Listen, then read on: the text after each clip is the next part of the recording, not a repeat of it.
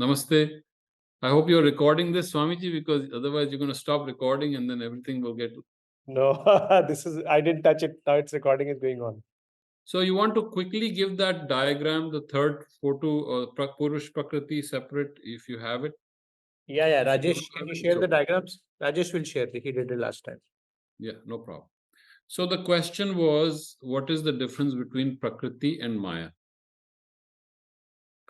So remember, all these things are not intellectual concepts. I mean, at least to the way our rishis, the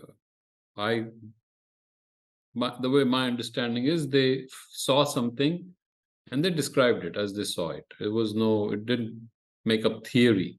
I think, Dr. B, what will be nice is to just give an example of what is not an intellectual concept. In a day-to-day life also we experience.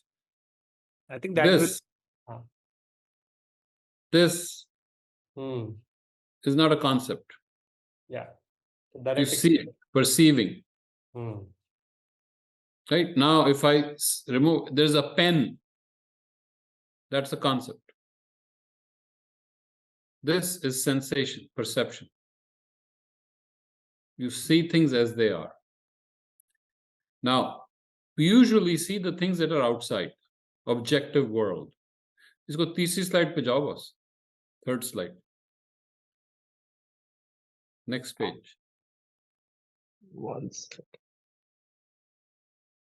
Yes, sir. Yeah, we'll come to that quickly. So this, when you see it, it is not a thought.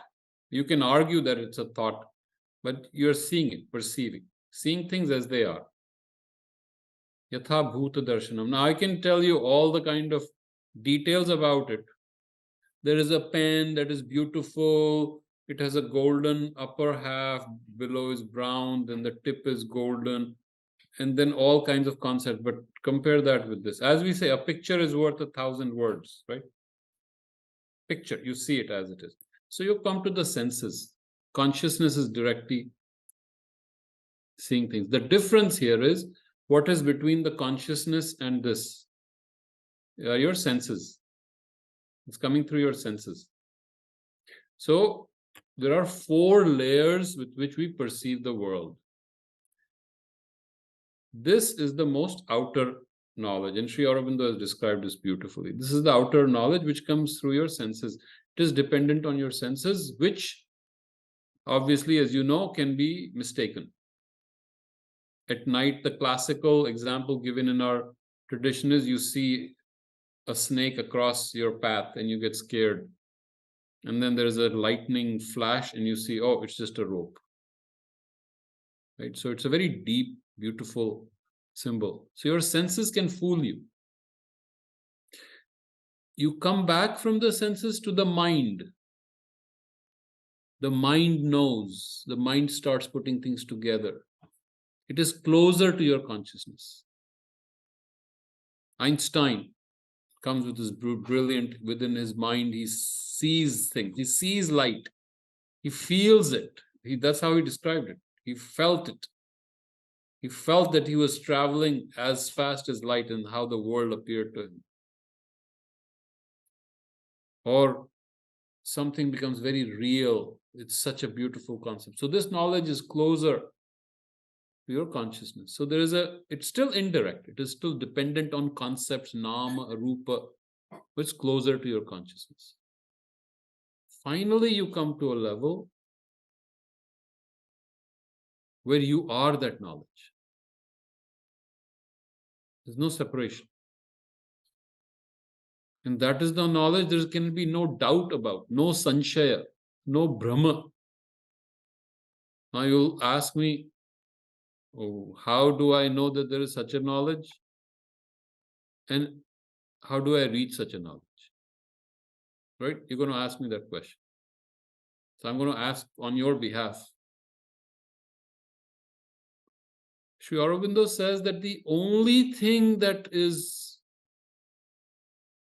inherent in our being that we are aware of is the knowledge of being.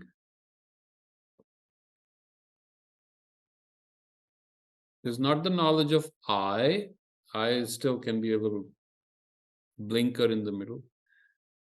That being. So suppose I tell you right now, you don't exist. And I prove it to you mathematically. I prove it to you with logic. At the end of all that logic, you still have a sense of being. Everybody in the whole world comes and tells you, Pankajji, you don't exist. Okay. So there is still a sense of being. This is one knowledge that we have that is closest to our consciousness. In fact, it is inherent in our consciousness. It is not separate. Consciousness and the sense of being are the same. Now, once you understand this, you will go back to one of our great teachers, Maharshi Ramana. What did he tell you always? Go back to who is asking the question. Who is this? Or Nisargadatta Maharaj, that I am, that amness, asmita. Go back to that. So, Sri Aurobindo says beautifully, there are layers of indirect knowledge that come to us through our senses, through concepts, through mind, something even that we can deeply intuit. And then finally, we are that knowledge. There's no separation. So when we talk about how our rishis discovered knowledge, they discovered it through direct awareness, becoming that knowledge. No separation. Once we understand this, then let's go to how they studied the world. They did not study the world like modern day scientists. Modern day scientists, what do? They get telescopes, microscopes, they better instrument to measure it. But our great yogis, they felt this is indirect knowledge. It's nothing wrong with it. It's indirect, so it's flawed. They went for the direct knowledge. Through that direct knowledge, which is very subtle, sukshma, they were able to discover things that even today are real and true, if that makes any sense. So when we talk about Prakriti, it's a subtle perception. It is not the Prakriti outside. Prakriti is inside, outside. Because for them, inside and outside are not separate. It's all connected. We think because we are me, I, this is the world outside. But as the awareness grows, this me out is also part of this universe. This I sense is also outside. The awareness is free even of this I, since object and subject are not separate. That dvait is gone. I and the world, me and others, us and them, and finally object and subject. So when that object and subject is no longer they're no longer separate entities, then awareness is. That awareness perceives directly. If that makes sense, then I can move forward. So how does that awareness perceive all these movements, all these tattvas, all these different formations that come to the consciousness? So one way, suppose you and I start meditating, go in that dhyana state, and then there's pure awareness. What do we see? All these movements. There's all akara and gati. Things are moving. There's nama rupa. Everything has a name and a roop, right? This has a name, nam, a pen, and a rupa. But as awareness becomes finer, this is no longer a name. Name is something we have given. That name is an artificial name. We just see the thing as it is, and suddenly it becomes something very mysterious. and suddenly it just becomes an akara. No naam. And if it moves, there is gati. That's it. Like an infant without any names, a newborn, you don't have any names. No one has corrupted you with conditioning on the brain, and you're just seeing things as they are. So, one of the great line of description was to realize there is this pure awareness, which is the Purusha, and there is Prakriti, which is movement of energy manifestation, which is inside and outside. And that's how they described. Inside, what are the inside, the tattvas that receive all this energy is finest is, of course, the buddhi, then the aham, the sense of I, and manas. Manas receives all the data coming into it. And the manas is receiving data from your gyan indriya, and manas is driving you to do work. And then it becomes easy, karma indriya. And then as you look, there are 5 elements. And one thing that I think we can do is when we look at this and this becomes theoretical knowledge, we can make it a little more related to our study of the Gita, is go to 7th chapter, 4th shloka, if I can find it for you. 7th chapter, if since you guys are smarter than I am, you can pull all this. Okay, let me see if I can read it. Bhumi nalo vayu. Shri Krishna is describing the 5 bhutas, elements. So now you can relate. 7.4 by Gita 7.4. I'm just reading it, but if you see it, it'll register also. So what we will do is this diagram, we will relate to different aspects of the Gita. So the knowledge of Sankhya as Sri Krishna used it will become more clear. So Bhumi Rapo Nalo Vayuh Ham Mano Buddhi Revacha. Since you guys know that I'm a nut for poetry, I love to read poetry, but if you break it down, Bhumi, that is earth, Apaha is Jala, and Apa is a pun, which we will come later, because Apa is also karma. In the Veda, Apa is also karma, and Apa is also to receive something, to gain something. Prapta, Apta Vachan. So this play happens in Sanskrit all. But Bhumi, Apa, Analaha is Agni, Vayu, and Kham. Kham is space, Akasha. How will you remember Kha? Dukha, Sukha.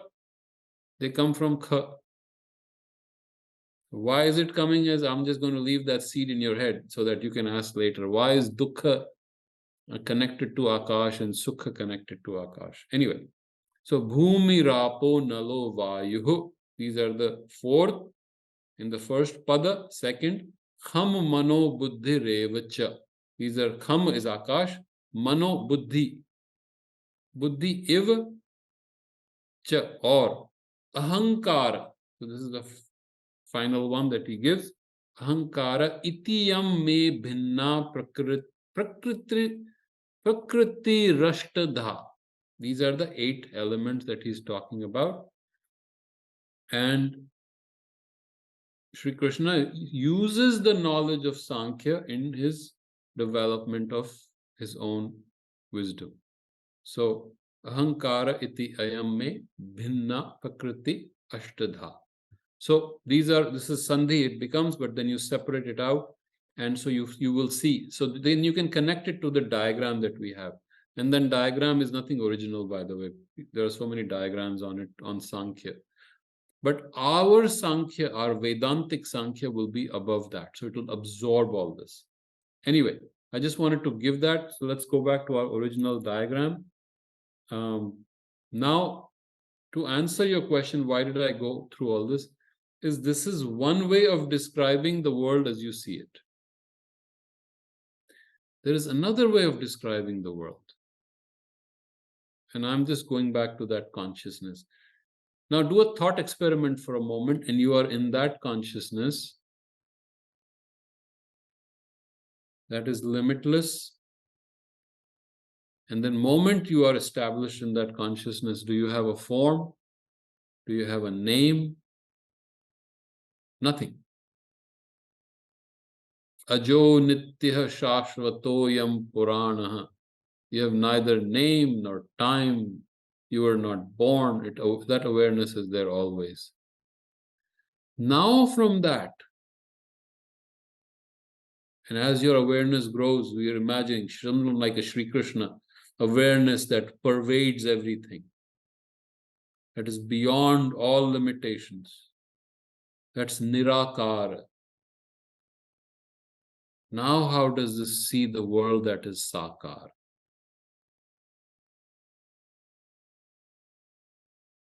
So another way of describing it is that nirakara became sakara through a great creative self-manifestation. That which was limitless. The moment you go to nirakar, what are you coming to? You have no limits. So you can't even describe it. All our words which are limited fall apart. We can't even talk. Anirvachaniya. Whatever I say will be wrong about that nirakar. I call nirakar, but even nirakar is not nirakar. Because it's just a word we are using. When we are in that experience, then all words fall away. In that experience, when you are that, then the realization, the intuition comes that this nirakar, through its own creative energy, decided to limit itself into sakar. The formless became form, limiting itself.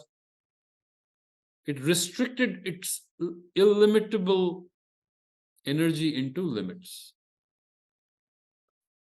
That power of the infinite to become finite, the formless to become form, is called Maya.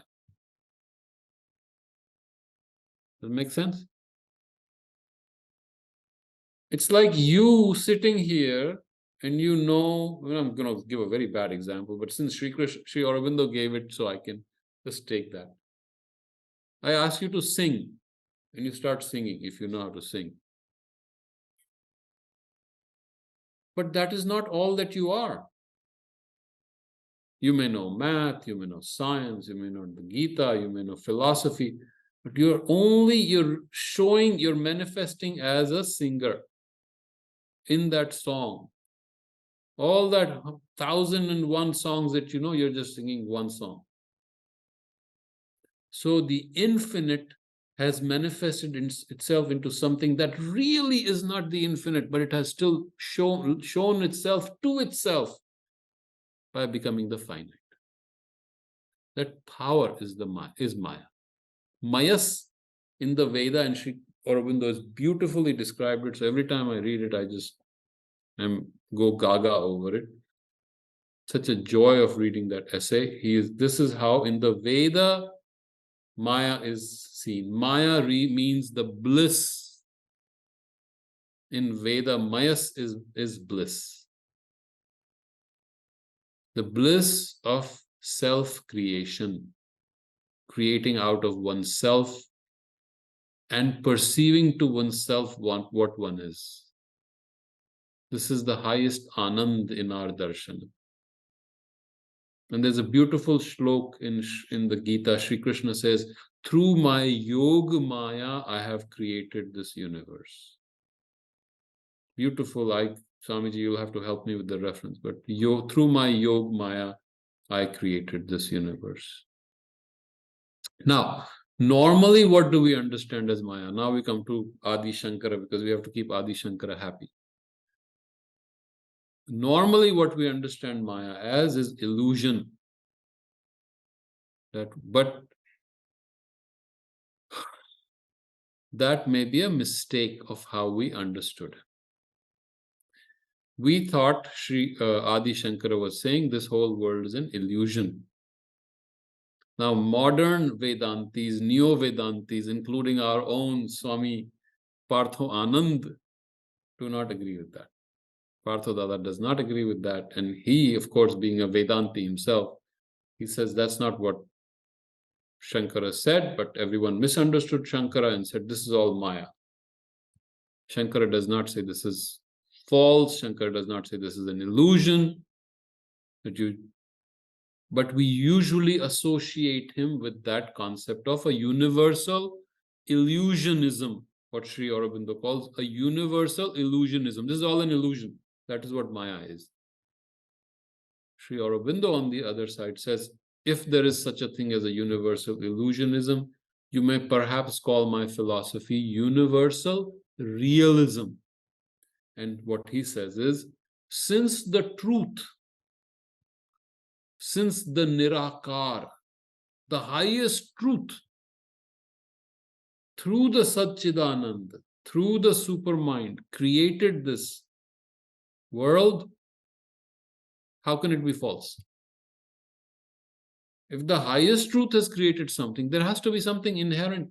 And Sri Aurobindo says that mode through which the supermind, the Nirakara, the formless, the Nirvachaniya created itself into a limited, finite universe, world, the power was supermind.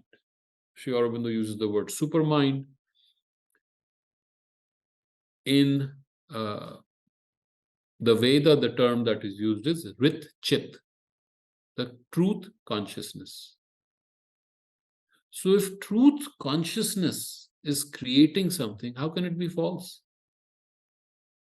We think it is false because our brain is not able to perceive it, because our brain is a very limited mode of perceiving the world, and our language is the pits, because whatever we put in language is already duality, it's already broken. We're back into a very indirect way of seeing the world and describing the world.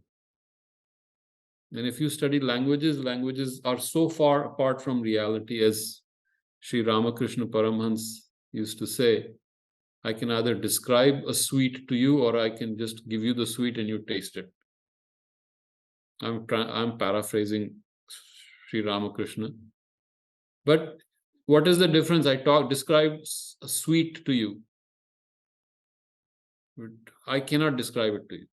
If you have never tasted sweet, I can never describe it. Whatever, give me the best language in the world, I can't describe. I give you the sweet, you put it in your mouth, then I don't need to describe. Then I can whatever I say, it'll connect. I'll say it's beautiful, it's very tasty, if you know the language. But experience trumps words. Similarly, in Adhyatma, the Anubhava is Shabda Atit. It's beyond words. Words are limited. Even a language like Sanskrit, beautiful language, so connected with different levels of hierarchies, different root meanings, that is the one that takes us closest to the experience because of the sound experience. The sound becomes the experience. Mantra is the experience. But most of our words, our English is so far broken. So why do I say all this? Let's take a step back. What is Maya? Maya is the creative power of the formless to become form. If you can remember that. And Sri Aurobindo has described it far more beautifully. So please read that passage, which I think you will understand now. Maya is also one of the ways Vedantis describe it, is the power to measure. Which means if I can measure this is Maya. If I can't measure it, it is not Maya. So think about things you can't measure. Everything is measurable.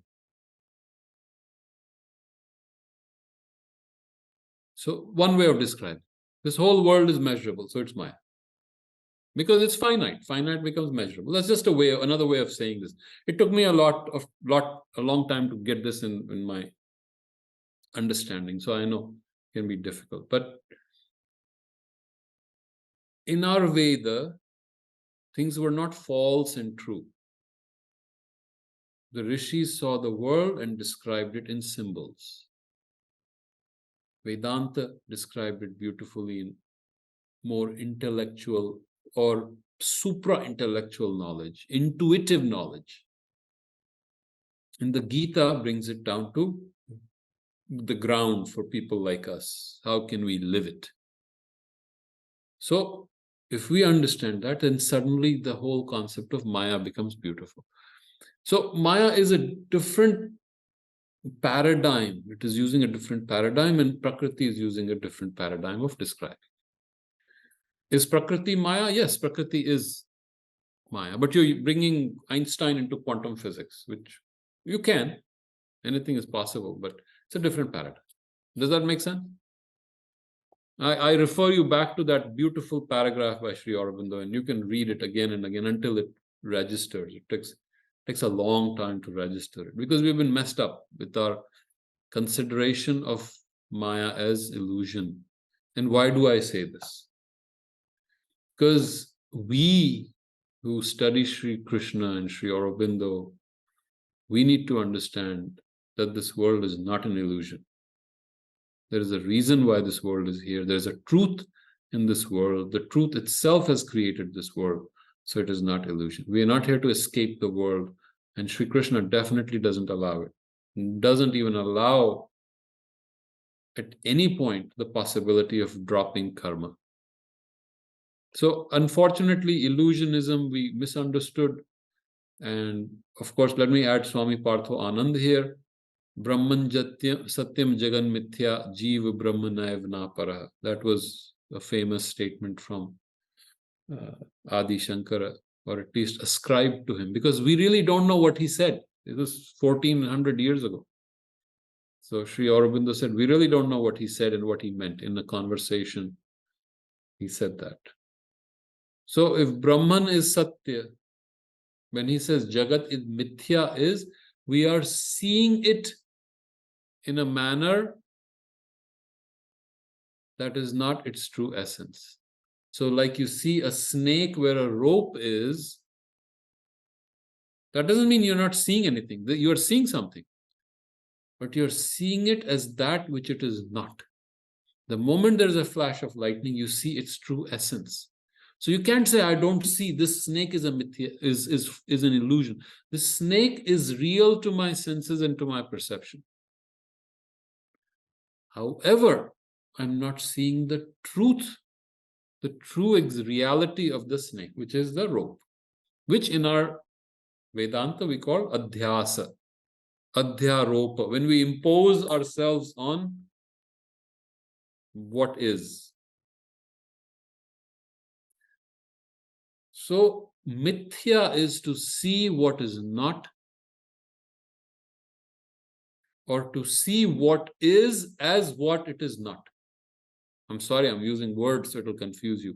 If I see a rope as a snake, I'm seeing the rope, but I'm not seeing it as rope. I'm seeing it as a snake.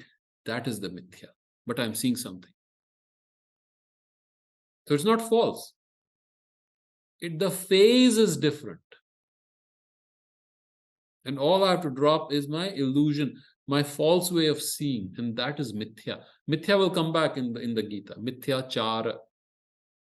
And mithyachara, most people translate it as hypocrisy. It is not hypocrisy. You are doing the acharan. You are trying to do your best. So how can it be hypocrisy? You are acting according to a different understanding.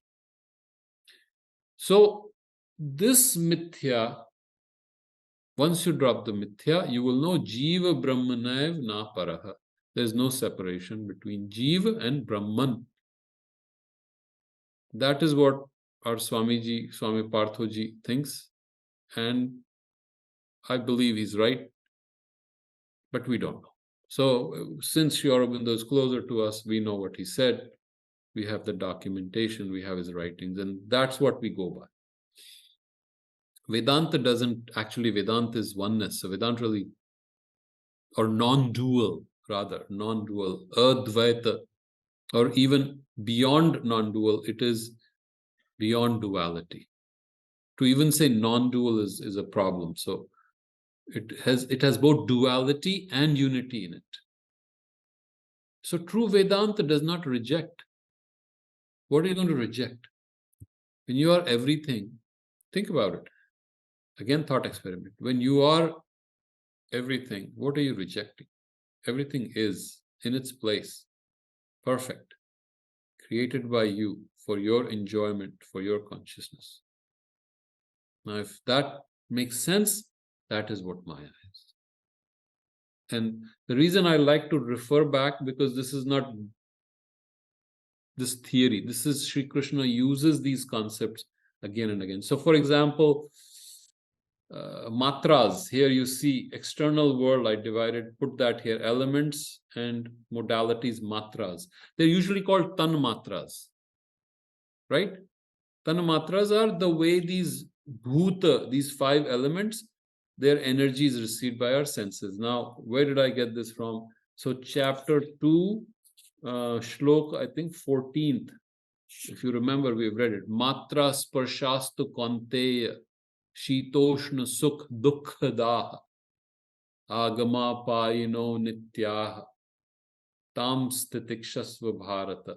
So here, these are the matras that Sri Krishna is talking about. He has taken all these concepts of Sankhya, brought them into the Gita, and then he transforms it. That is one of the genius elements of the Gita, and remarkable, keen mind, keen buddhi, vijnana, that which can take all the element and transform it. He doesn't reject Gyan as Arjuna has it, but he takes what he knows and he transforms it. And that is every stage, 18 chapters, 18 stages of yoga. He'll keep elevating the consciousness of the student. So I hope that made sense. I don't know how much time I took. I think I have taken 35 minutes. If you want to have questions, we can do. If you want to do a few shlokas, I can do. I know, I'm sorry I moved too fast last time with the shlokas, but if you want to do maybe some of the Sankhya shlokas, it may be worthwhile. So 2.11 to 2.20 is 2.30 is mostly Sankhya Yoga. And so this Purusha, I'm beating this up so that this just registers in you, because this Purusha, remember, this Purusha will become that Purushottama in the 11th chapter, and then become in the 18th chapter, the final summation of everything we do. So Purusha is important to understand. And I think I don't know if someone asked here or the other one, what is the difference between Purusha and Atman? Yeah, Jiten had asked. Yeah. So again, a different paradigm to describe it, but technically, Purusha is pure consciousness and Atman too is pure consciousness. But the nuance is Atman is all pervading. That is the nuance. So technically, there is no separation. And Sri Krishna uses them back and forth, back and forth. He'll use Atman, he'll use Purusha, and he doesn't separate them. But Purusha is used in Sankhya, Atman is used in Vedanta. Remember, Sri Krishna is a Vedanti, takes this from the Veda and the Upanishads. So Atman concept was already there, and Purusha also was there. It's not that Purusha was not there. Purusha Sukta is there in the Veda, 10th Mandala. So Purusha was also there. So he brought these two together. But usually when we say Purusha, Purusha is pure consciousness. Atman is pure consciousness that pervades everything. So if that helps. But in essence, how would you differentiate? You're in that pure consciousness. Whatever experience, if you have that experience of all pervasion, all pervading everything, then that's a natural extension. We can't limit, because that's not in time and space anymore. So we intellectualize it, which is okay, but we just need to understand that. So we have some questions. We do have some questions from the conversation so far. Should we take it now or in the end? Whatever you say. Maybe we can take it because it's in context of. Okay, we can take. So the first question is from Swati. Says, did the scientist of old got knowledge of the universe? I think she's saying the breakup of Sankhya via going into themselves. For example, even astronomical one. Yeah, so that's the beauty of our scientists, even our Vedic rishis. I call them scientists. What is the definition of science? One thing we'll realize is science is a systematic approach. There is a niyojana, a yojana, yuj. You just don't do random ideas that, throw up whatever I feel like. I throw up an idea and that is science. No, it doesn't work like that. Then, so there is technically in Western science, there's an hypothesis.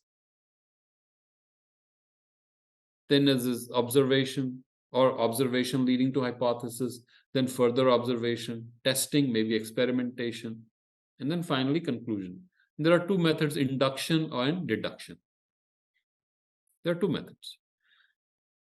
This is also consistent. So you are in pure consciousness. Again, another thought experiment. Consciousness. And I think all of us, since all of us are conscious, I think we know, at least have a sense of consciousness. So you observe something. Now you say, aha. When I'm in that consciousness, the names drop. There's only akara and gati. Now you have an observation leading to a possible hypothesis that this is akara and gati. So what happened? Namrup became akara and gati. Now you're going to test that hypothesis. Or you see a subtle movement in aham. You see that sense of I that we all carry, me, I'm the center of the world. And suddenly there is awareness that even this I is outside. This I is seen as if there is something outside, just like this fan above me. This I is outside. Now you have an observation leading to a hypothesis. Is this hypothesis correct that this aham, so-called what we may call aham, is just part of a universal energy? Suppose I give this hypothesis to you. Now you can test it. Stay detached from the aham in the saksha bhava, observing, and you see. And that's how I believe they came up with these findings. So it is there is a rigorous testing. Not only testing, there are experimentations with the consciousness, which, those who have read records of yoga from Sri Aurobindo, you will see how rigorous the testing is. He tested everything again and again, not more rigorously than a scientist sitting in a lab. So, I'm sorry, the question was, did they come to conclusions like scientists? Yes, because their tools, they did not have a telescope, they did not have microscopes. External technology may not have been so advanced, but their inner technology, the technology of consciousness was very advanced. And they could divine, they could intuit things about the external world that are in many ways deeper than our external understanding. And if you look at quantum physics, where has quantum physics brought us back to? Brought us back to several of those conclusions. Doesn't prove the intuition of our great yogis, but kind of becomes parallel. So we can see that maybe, they had some wise things to teach us, and we can test it in our lives. That is the beauty of the science, that we can test it in our life every day, every hour, and we can see what is true and what is not, what works for us, what doesn't. So I think that was the question, right, Swamiji? Yeah. And it's not that they did not study the outer world. Look at how they did Jyotisha. They studied the stars. They studied Rasayana Shastra. They studied Ganita. Their conclusions about the external world are brilliant.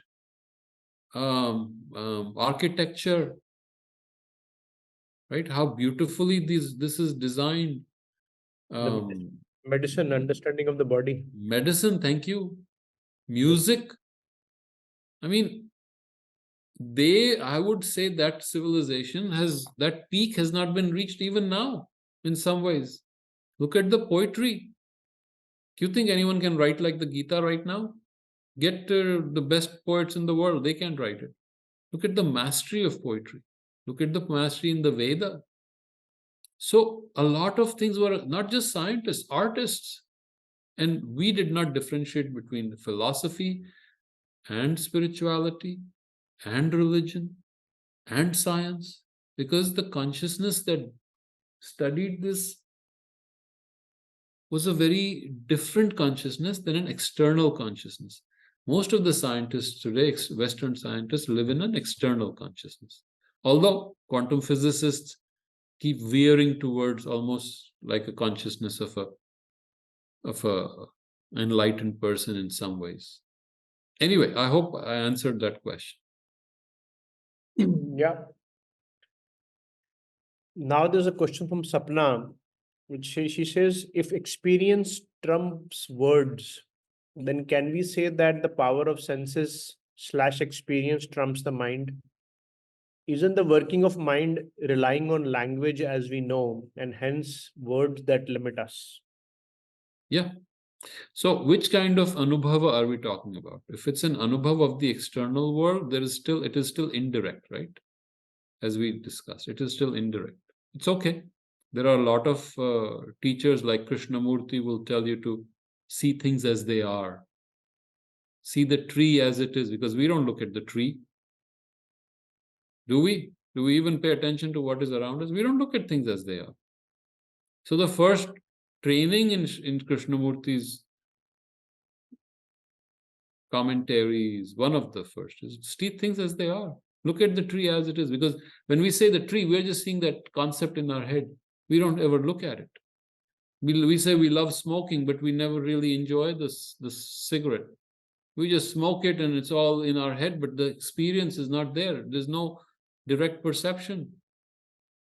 So coming back to the senses, being aware directly where the object and subject start disappearing. That is the problem that we live with. We are not experiencing the things as they are. As we mature, we realize that everything that we experience is part of us. And as we grow in awareness, we realize that it's not only part of us, it is us. It is within us, and we are within them. And that is the meaning of Atma. So yes, as you reach from manas, which is experience of, which is getting all the data, but manas is spinning somewhere else. But as you reach to a direct awareness, you're beginning to move from buddhi to the purusha. If you can sustain that and you see things as they are, then suddenly your awareness has changed and you have dropped all the layers that stand between you. And that is what Vipassana, if you come to Vipassana, what do they do in Vipassana? Just watching your breath come and go, watching the thoughts come and go, seeing things as they are. Suddenly the consciousness becomes silent and it's capable of withdrawing itself, eventually becoming self-aware. So Purusha becoming aware of itself, awareness becoming aware of itself. And that happens, then the true freedom begins to happen. Kurmonganiva sarvashah. As the turtle withdraws its limbs into its shell, you are able to withdraw your consciousness from your senses. So, if you are able to perceive things as they are, at whatever level you are, at the physical level, emotional level, mental level, that's a big training actually, to see things as they are. Yatha bhuta darshanam. And that will take you to an awareness where awareness is satisfied by itself. Atmanye vatmana tushtaha. Atmani iva atmana. So through the self is complete within itself. There's a beautiful shloka in I think it's the 57th or 58th shloka in the second chapter. So we'll come to that. Once we reach that point, then pure awareness is the goal. Actually, just to share, that was in the early days of my journey. That was the first experience. Like I used to drive my car and try to observe myself. And as it proceeded, I suddenly saw the trees for the first time in life. Yes. Because Yes. before You that, will it was see a things. concept. Yeah. Direct experience of a tree and a shape and a, whatever else it is, right? But otherwise, it was just a concept, something green and brown, by the road, which I don't have anything to do with because it's not any direct relevance to me. And it was a very powerful, beginning. Okay, so the next question from Rajesh. So when we drop that mithya, which we talked about, we see everything as consciousness. Then how to deal with mithya of others as a conscious being?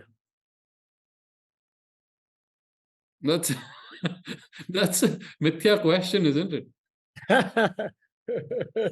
So think about it for a moment. When you are free of mithya, is there anyone who is in mithya? Since you are everyone, you see things as they are. They are also as they are. They are also caught in their vision. Then there is a spontaneous way of dealing with it. That's the theoretical answer. Let me give you the practical answer. Don't try to mess with others' concept of mithya.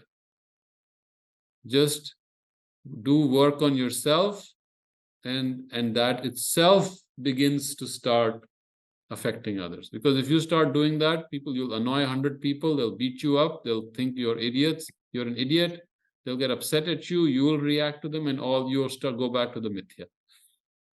So don't try unless you are divinely inspired, And I think Sri Aurobindo used to drive his disciples crazy when aren't you going to help others?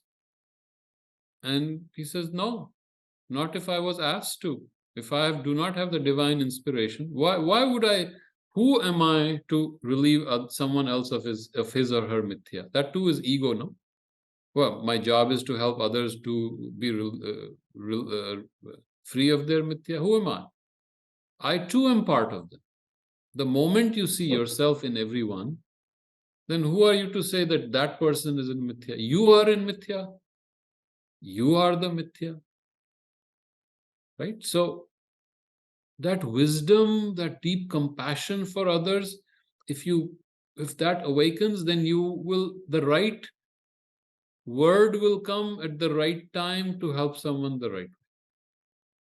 Then you're not attempting, because then a lot of people become teachers. The moment we have so many gurus, and that's why gurudom is unfortunately the modern commercial approach. Everyone becomes a guru, and Shri and Sadguru and all that.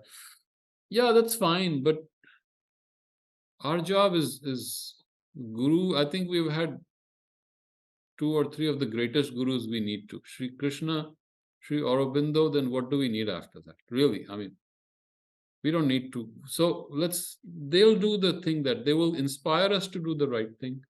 And I personally don't get involved with others' mithya. I have my own mithya to deal with. So I just focus on my own growth. And if something happens where someone comes, and if something comes naturally, then I'll say that. But my suggestion is, on the practical level, be very quiet. Don't and also, we don't know what will help and what will not help. Sometimes we introduce things into other people's life that can mess them up. Maybe what I think I think what I was saying, like maybe I couldn't explain the question correctly. I wasn't saying that I'm the conscious being and I'm trying to deal with that. I was saying, like, even if I am the conscious being, which I have not, I still have to find out that observer part. How do I still deal with? I'm also in mithya, right? I'm not saying that I have achieved anything. I'm saying that knowing that there is some part difference between the consciousness being and the mithya, and I cannot get there, how do I deal with other people? How do you deal with Knowing other that people? there is something behind them, not Yes, trying to teach anybody. No, no, I'm saying like, even though I yes, know, yes, I am also struggling within myself, but now yes. I know like there are same two parts over there. How do I Yes. deal with that in daily life? Not to teach anybody. I don't, Yes. So that I, that is a very interesting, and I remember a very beautiful answer. You have to use your intelligence and common sense a lot. You have to be very careful, be subtle, and realize, use, and because as your buddhi is becoming sukshma, you start seeing things that you did not see before. You start seeing your own limitations. And the yogi, one of the beautiful definitions of a yogi is one who sees his own flaws as they are. So the moment you see that you're in mithya, your mind is in mithya, the moment that happens, well, guess what? You've taken the first step towards yoga. You are in yoga now. So here you have to be very careful. In our ancient traditions, people would say, okay, quiet, withdraw, sit in a cave, go in an ashram, or mourn, don't say a thing. You are in business, you're working, you're dealing with things, so you have to be very conscious. You have to be very careful. And perhaps if you can choose a life that is in sync with who you are and that helps you grow, that will be the right atmosphere, space for you. How do I explain it? For example, someone like me. For me, the best space was to read, write, poetry. And then there was nobody bothering me. I drowned myself in books and lived in books. And being a doctor also helps. For at least for those 3, 4, 5 years, all I had to do was study, deal with very few people. Not that I'm recommending that. Deal with very few people. One or two people. I was blessed with friends like Partho Dada, so I could go and harass them and come back. So it was easy for me. If you can find good satsang, good friends to talk to, good people to work with, a good occupation where you are in your harmony, these are some practical solutions. You can create your own space. Also follow your bliss, or discover your swabhava and follow what works well for you. Yeah, it's difficult. The world that we live in, which is too, is part of our yoga. We are not told to leave this world. So we have to find a balance. Vyavharik, it's called the Vyavharik Anukrama in Vedanta. So when someone like Shankara said everything is Brahman, people come and said, yeah, everything is Brahman, but what am I going to do? Exactly. I have to go and earn a living. I have to get money. I have my wife. They're not going to understand my Brahman. They're going to beat me up, go back to work and get me money. And 2 children you have. What do I do? And I'm not like you, Shankara, that everything is Brahman and go around the country and establishing these 4 Peethas and all that. So then he said, okay, there is a Vyavharik Anukrama. Anukrama is an order. So there is a Vyavharik Anukram, and you can live in that Vyavharik Anukram. Practical, pragmatic, where you have to make pragmatic decisions, but more and more slowly aligned with your direction that you are going. See, in Vedanta, in Shankara's Vedanta, eventually you have to leave work and move on. That was his concept, right? Gyan is the highest. Same thing we are dealing with here. But Sri Krishna won't let us leave all this. You have to do karma till the end. Sri Aurobindo also won't let you go. So how do you do it? Then you have to find practical ways, to simple solutions to make your life easier. I don't know if that answered your question. It's a tough question. If I can add to that, Yes. we all experience this. I think what happens in the beginning, when you are interested in this new anukrama, and you look at your existing life, it looks that everything is in a opposition, and that is very daunting to see how do I deal with it, right? And it is big deal. I think what I see works is that you start solving, I mean, whatever large number of problems, you start solving one at a time.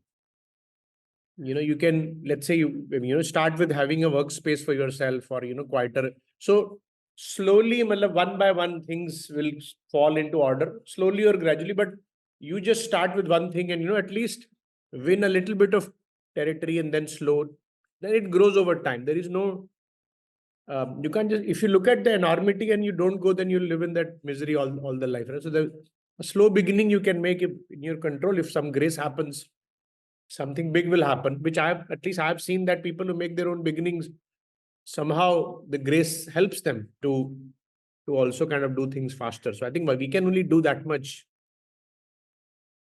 We can't go back to live in the normal life anyways. I mean, none of us, once we are here, even discussing this thing, you can't go back and live the normal life. So what's the way forward? You just, nothing to stand by.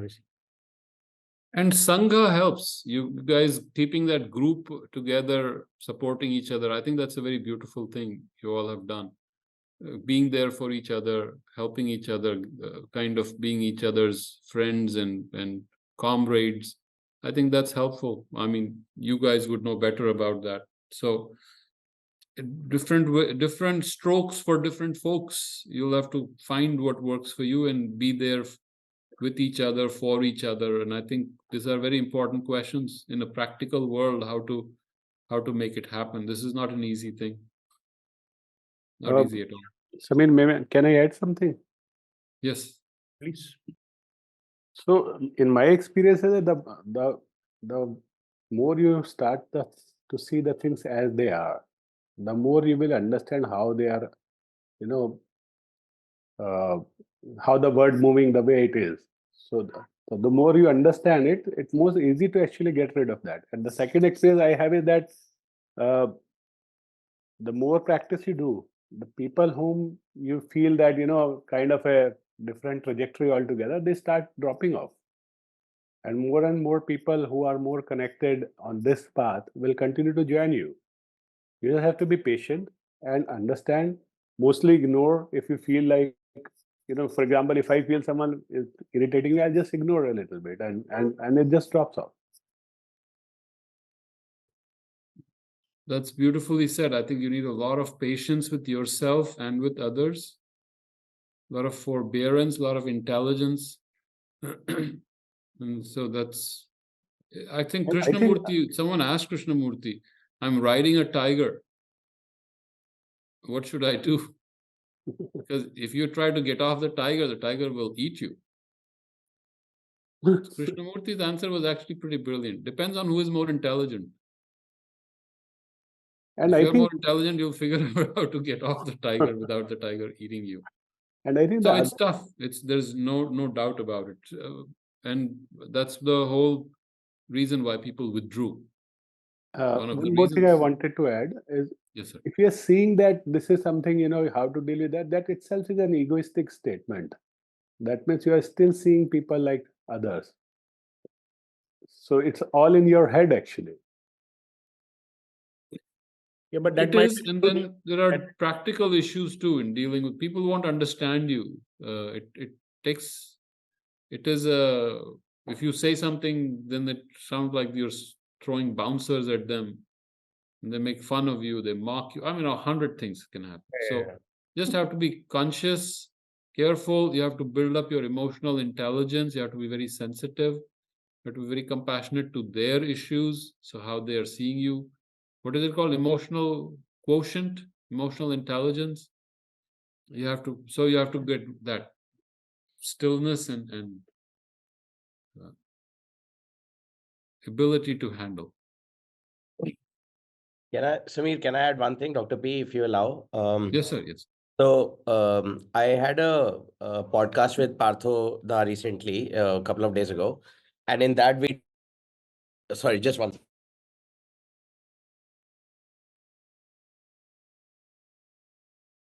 In that we talked about one of the experiences that we all hopefully have gone through at some stage in our life, which is falling in love.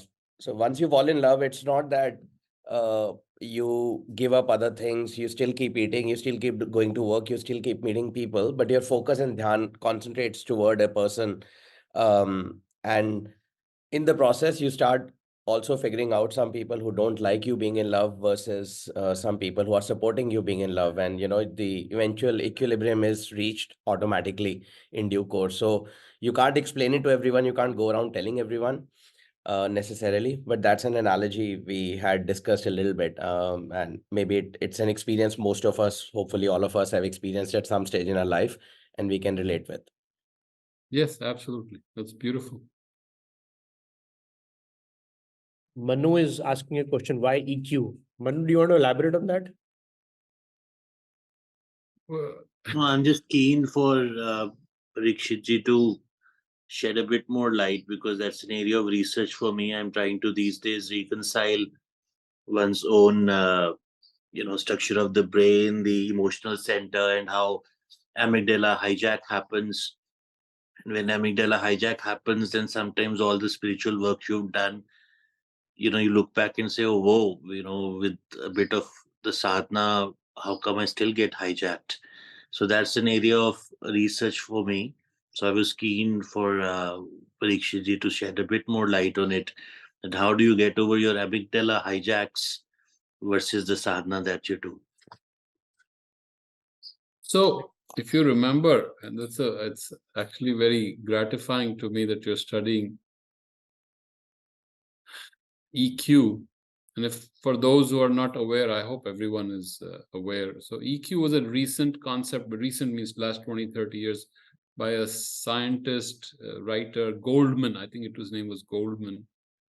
And he talked about our education puts emphasis on intelligence, which is really mental, the ability to assimilate information and regurgitate it as needed. That's what became. And then the ability to figure out things as it gets advanced. So then we came to intelligence quotient, IQ. And people can be very intelligent, but emotionally very immature, because, as you know, the prana is not fully grown up. The heart center is not fully grown up. Mind is brilliant, but emotionally. And if you've seen the movie Amadeus, you can see what a genius Mozart was and what a mess he was. And so many brilliant artists in our life. Michael Jackson, Whitney, I forget her name. What was the name? Whitney Houston or something? Houston. Yeah, with So many brilliant artists, they just destroyed because emotionally they were not stable. So they could not sustain it. They could not hold that. Nietzsche himself was a genius, brilliant man, but he couldn't hold it. His prana, his vital was not able to hold it. So he would get flashes of insights, intuition. Eventually he went mad. He couldn't hold it. So you need a widening of, in our yogic terminology, this heart center has to be able to open. So if someone comes and tells me I'm an idiot, which people have done, even today, someone told me I'm an idiot, how do I handle it? I may be the smartest person, my IQ may be 150, 160, but if I react and get angry and suddenly I lose control of all my senses, then where is my intelligence? So with intelligence should come in EQ, intelligence, emotional intelligence. Or someone comes to me and say, I'm hurting today and I'm a doctor, but I'm very intelligent, but it doesn't touch me, doesn't faze me at all. Okay, what medicine are you taking? I have no concern, no care, no compassion, no empathy. Obviously, I'll not be successful. And this is studied.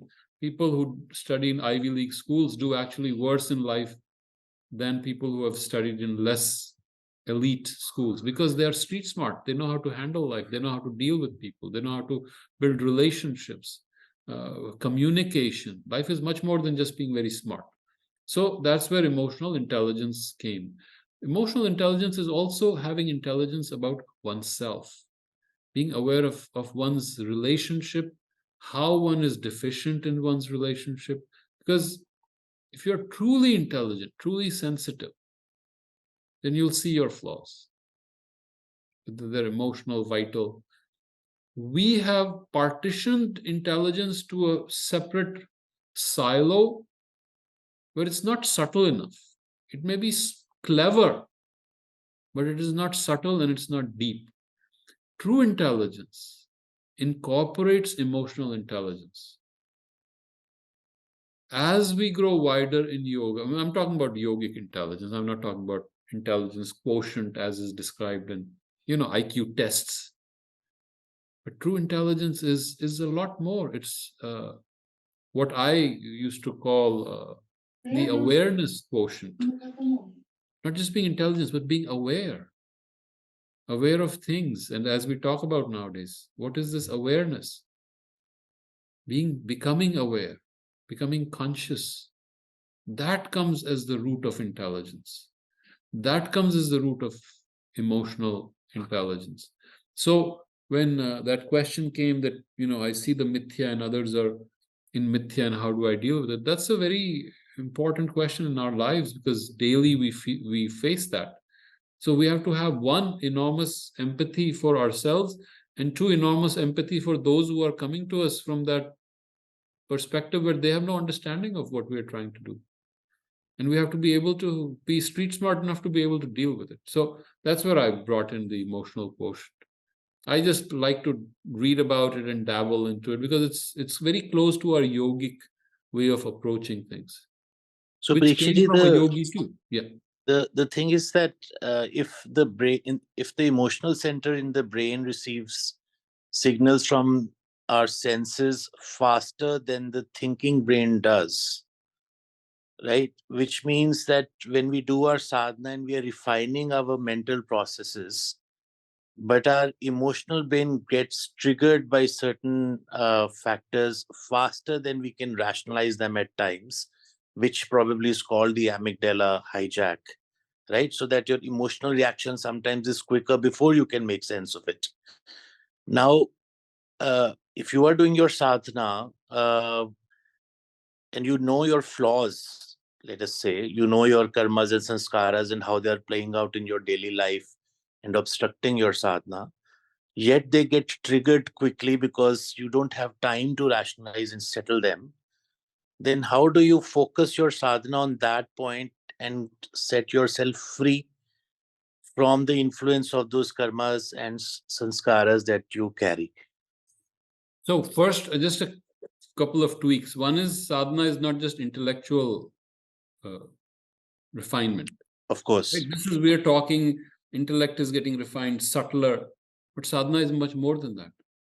Sadhana is a deepening of also your bhava, touching, opening the heart center, feeling, opening the ability to feel, opening your prana, widening, so you're not unstable, like what is that lota? Boom, someone comes and you are stable, you're sthir.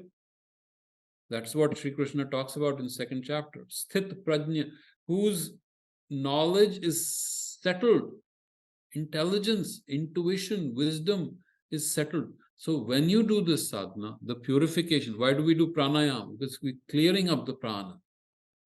Why do we concentrate on the anahata? We're opening up the feeling so that when you're getting new data, new input, it is not just, amygdala hijack. Your amygdala is already hijacked by your heart.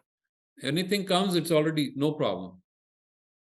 That is the sadhana. Where people, they have tested these monks. Someone is sitting and they'll put a pataka, firecracker under their buttocks, and boom, it explodes. And normally you and I would be jumping, oh my God, what happened? These monks have practiced non-reaction to such a extreme state that non-reaction. So again, that is part of the training. Titiksha, that is what titiksha is. No reaction. So it is not just senses come, you're titiksha, no reaction. Eventually it goes to samatha. So samatha is a positive thing. You don't let anything come into and disturb you. The space cannot be disturbed unless it's something very drastic. So as your siddhi grows, it will not happen. Thank you. I just wanna share a quick story, Dr. B, if we have a couple of minutes. This was I think some years ago. This was in Bombay. It's Kali Pili taxis. Everybody knows about of Bombay. And I was in a cab, and there was this old gentleman driving it. And while driving at a traffic light, there was a bump, and you could see that he missed something and he bumped into another car. And the usual altercation started, and this other person, then stepped out of the car. He was very aggressive. He started abusing. So once all of that was taken care of, once we restarted, I just asked him, and he was this older person. I said, Dada, are you okay? So then he pulls the car because he wanted to talk. And then he turns around and he says, see, uske paas gali thi, to usne gali diya. Pyar hota to pyar deta. And I've tried to remember it in moments when Manu is talking about when we get hijacked.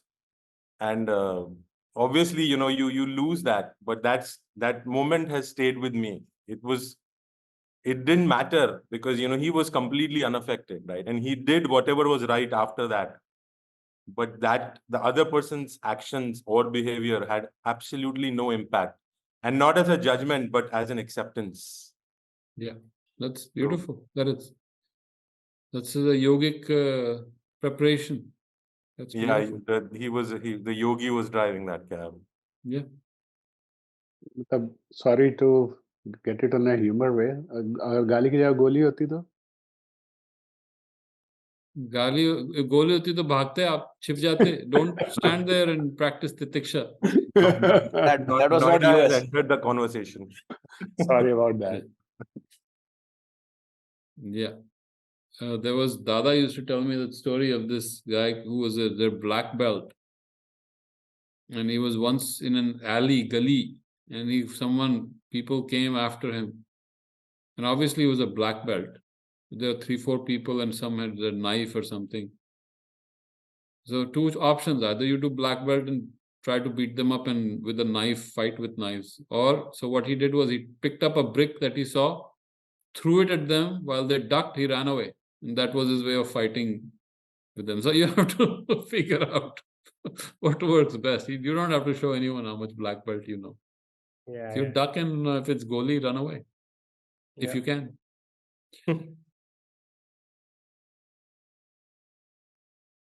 So I think today, hopefully this Maya is important. Dada has written a very beautiful, I think, passage on it in his book, Sanatan Dharma. This is Sanatan Dharma. So maybe take a look at that and then maybe that will give you the concept. That's a Vedantic thing. Usually we don't talk about Prakriti in Vedanta, although in the genius of Sri Krishna, he brought Sankhya, Prakriti in his Vedantic discussion, and there was a reason for it, because Sankhya kind of stays away, just goes into Gyan Yoga and leave karma.